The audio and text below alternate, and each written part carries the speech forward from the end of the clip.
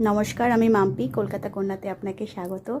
আজকের দিনটা ভীষণই ব্যস্ত, তাই সকালবেলা উঠে তাড়াতাড়ি করে মাইন্ডটাকে যাতে বিজি না রাখি, যাতে হালকাভাবে থাকে, যাতে সব কাজ যেন ঠিকঠাক থাকে, মানে মাইন্ডটাকে ফ্রেশ সবসময় আমি রাখার চেষ্টা করি। তো সেটা একমাত্র আমি ঘুম থেকে উঠে একটা ক্যান্ডেল জ্বালাই বা একটা সুগন্ধি ধূপকাঠি জ্বালাই বা কিছু পারফিউম বা কিছু ফ্রেগনেন্স আমি ঘরের মধ্যে দিয়ে দিই, যেটাতে আমার খুবই ভালো লাগে।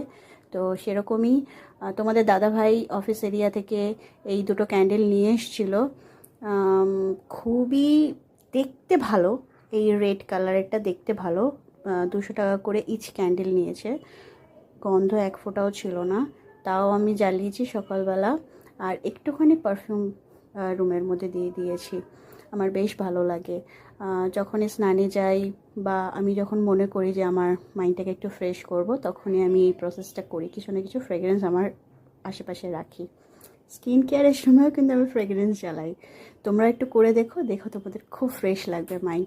বেশি কিছু করব না। আগের দিন রাত্রেবেলা লেফট ওভার রাইস ছিল।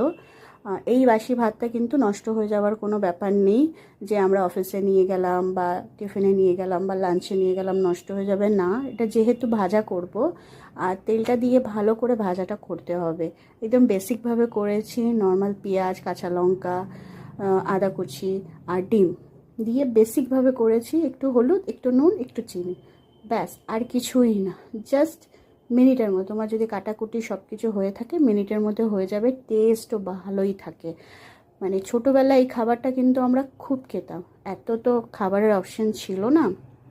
এই জিনিসটা মানে ভাতের ওপরে আমাদের বেশি থাকতে হতো। ঘুম থেকে উঠেই আমাদের হয় সিদ্ধ বা হয় পান্তা, খুবই ভালো লাগতো। তো এই ভাজা ভাতটাও কিন্তু বেশিরভাগ সময় খেতাম আমরা। এটা কিন্তু আমার একটা ইমোশন।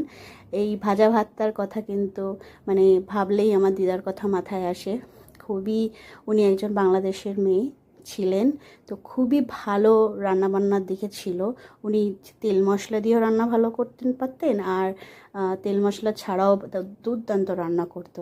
একবার তোমরা ট্রাই করে দেখো, যদি রেসিপি আরও চাও। এটা কিচ্ছু না, বেসিক ভিডিও দেখেই বুঝতে পারছো। তোমরা কিন্তু অফিসের জন্য নিয়ে যেতে পারো বা বাড়িতেও ব্রেকফাস্টে খেতে পারো। তো এরমভাবে করে দেখো, যদি রেসিপি লাগে অবশ্যই জানিও, আমি কমেন্টে জানিয়ে দেবো। একটা ছোট্ট ভিডিও তোমাদের সাথে শেয়ার করলাম এইটুখানি। আজ আসি। কোনো কিছু যদি জানতে চাও অবশ্যই আমাকে কমেন্ট করো। তোমরা কিন্তু ভিডিও দেখছো, লাইক করো, কিন্তু আমার লাইক চাই, কমেন্ট চাই। তোমাদের কমেন্টের জন্য আমি বসে থাকি, লাইকের থেকেও কমে আমি তোমাদের সাথে